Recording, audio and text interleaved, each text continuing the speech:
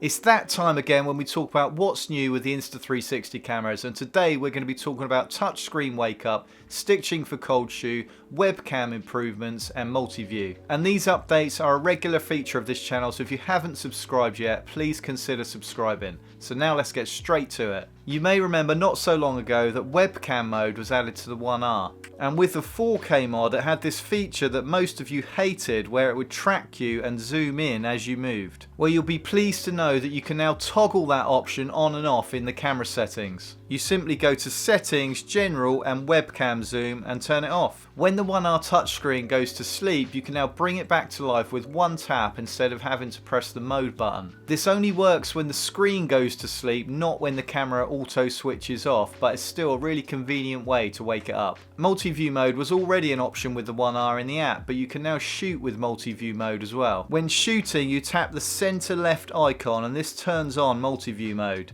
And you can then tap the center right icon to switch between the lenses. You can also select the lower left icon to set a marker and the lower right icon to point to track. All of these features save you time in the edit by automatically adding keyframes at the points where you've selected. Moving over to the Insta360 app, 1x2 owners can now toggle on and off stitching for cold shoe in the app. You simply tap on the three dots in the top right hand corner and then scroll down to stitch for cold shoe down below. I was really excited to see this update because I thought that maybe, just maybe, it may make my Rode Wireless Go receiver disappear altogether, but no. Nothing. So then I thought, well, maybe it's for when you use the Ulanzi cage or the small rig cage to fine tune those small stitching areas.